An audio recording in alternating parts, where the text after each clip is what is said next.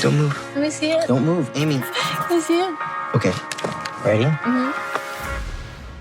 Oh my God. Where have you been, Joel? Amy, I love you. I'm gonna come find you. Joel. Hey. Joel. Amy, is that you? Oh my God. Hey. You really got me going. You got me so I don't know what I'm doing.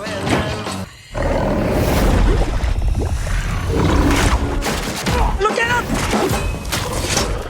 You made it all this way for a girl, huh? You ever hear the term fools errand? Joel. Amy, I miss you so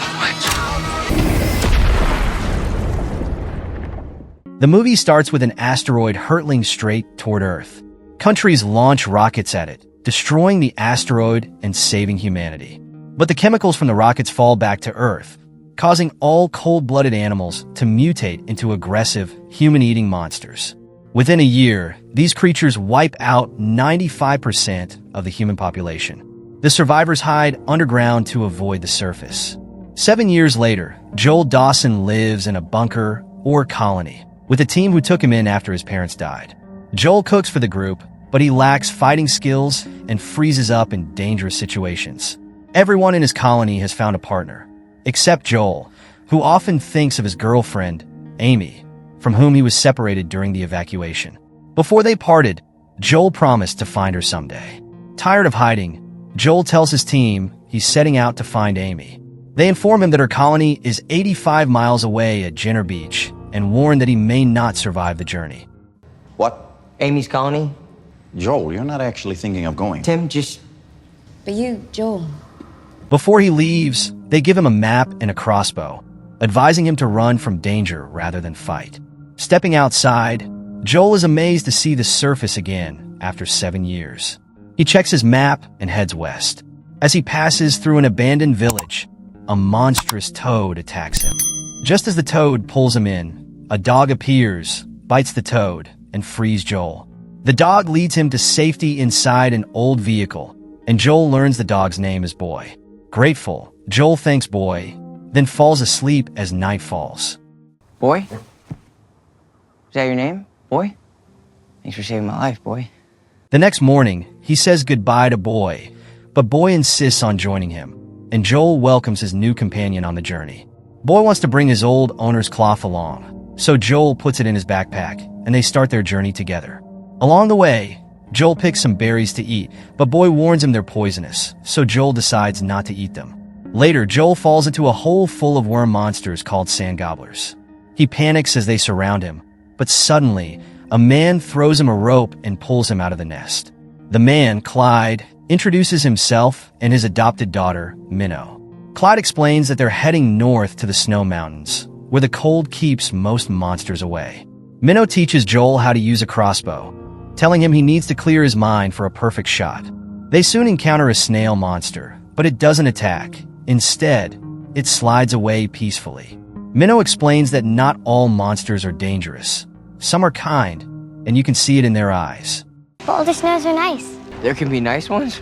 You can always tell them their eyes. As night falls, Joel sketches the monsters he's seen. He has a hobby of recording monsters and their weaknesses, believing this will help humanity survive. The next morning, Clyde invites Joel to join them, saying they'd make a good team. Joel thanks him, but insists he must find Amy. Minnow, sad to see Joel leave, hugs him and tells him to visit her someday. Before they part, Clyde hands Joel a grenade, telling him to use it only when necessary. As Joel walks through a creepy swamp, Boy senses danger and hides under a structure.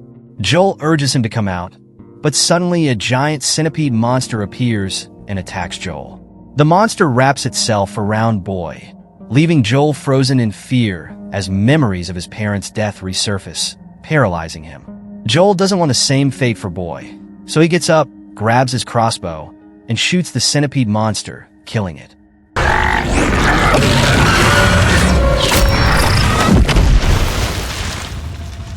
He reunites with Boy, relieved that he saved him. That night, when it starts to rain, Joel takes shelter in an abandoned motel, where he meets a robot named Mavis, who's been stuck there for years after a monster damaged her legs.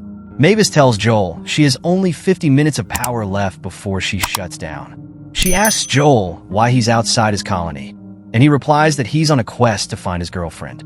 Mavis asks for her colony's location and reveals that he's only 9.3 miles away. She requests Joel to take her outside since she hasn't been able to walk for years. May I ask what you are doing outside of your colony? I'm actually on a quest to find a girl. I'm getting close. I'm 9.3 miles to you. Mavis also asks for Joel's full name and shows him photos of his parents, which makes him emotional, and he hugs her. Moments later, Mavis runs out of power. Joel thanks her for everything and buries her the next day before continuing his journey. Later, they're attacked by Queen Sand Gobbler, and they start to run. While being chased, they hide inside a tree trunk. Boy spots his old owner's cloth and runs to grab it, which gives away their location. Joel quickly grabs the hand grenade that Clyde gave him and throws it at the Queen Sand Gobbler, causing it to explode. 2, 3, 4.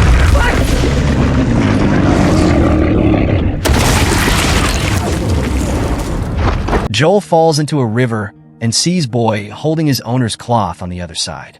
After getting out of the water, he realizes he's covered in poisonous leeches and removes them. Joel, frustrated, yells at Boy, blaming him for their trouble, causing Boy to run away. Soon, Joel begins to hallucinate from the leech poison and collapses as he sees something approaching. When Joel wakes up, he finds out Amy rescued him and brought him to her colony. Amy tells Joel they're planning to leave the colony with an Australian yacht captain who came to save them. Joel also learns that everyone in Amy's colony is elderly and that Amy has been taking care of them. Joel meets the yacht crew members Dana and Rocco and the captain, Brooks Wilkinson, who claims to be in the Australian Navy. Brooks shows Joel his old yacht and invites him to a party they're having later. Amy thanks Joel for traveling 85 miles to see her, but tells him she no longer has romantic feelings because she's already lost someone special. I'm not the same person that I used to be, you know? Last year I lost someone, and he meant a lot to me. Heartbroken, Joel calls himself an idiot. Amy apologizes and invites him to join them, but Joel decides to return to his colony. When he contacts them, they're relieved he's safe, but they warn him that their bunker has been breached multiple times by monsters, which worries Joel.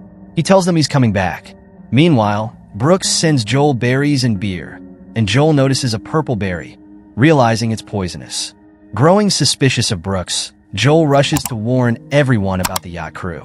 Stepping outside, he finds his colony poisoned. He warns Amy that Brooks can't be trusted. Suddenly, Dana punches Joel from behind, and he loses consciousness. When he comes to, he finds them all tied up. Brooks orders Dana to destroy the radio tower. Amy begs her to stop, but Dana shoots it with her cannon. Brooks reveals his real plan. He and his crew steal food and fuel from defenseless colonies. Brooks summons a giant crab monster to the beach, and everyone scrambles to escape. Amy frees herself, and then Joel. She attacks Rocco with a metal frame, while Joel uses a rod to flip the crab onto its back. Brooks presses a button to get the crab back on its feet. Meanwhile, Amy fights Dana, but is knocked out by Brooks. He orders his crew to escape with the supplies by boat. Just then, Boy shows up, and Joel is thrilled to see him. Joel tells Boy to help Amy, and Boy wakes her up by licking her. Amy hands Joel a cannon as the crab monster grabs him in its claws. Just as Joel is about to shoot, he looks into the creature's eyes and senses it doesn't want to harm them. He realizes Brooks is controlling it with a chain attached to his equipment, so Joel shoots the chain, breaking it and setting the crab monster free.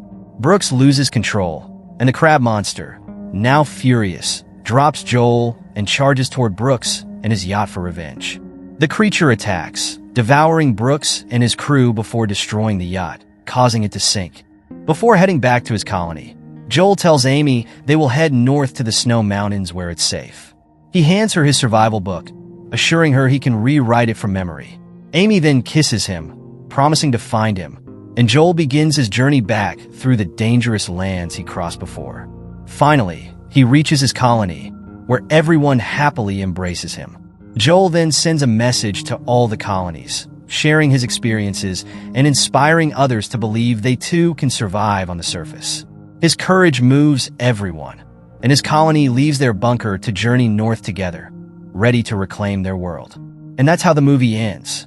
What did you think of this movie? Let us know in the comments below. Thank you for watching. Please subscribe and press the bell icon for more amazing videos. See you next time.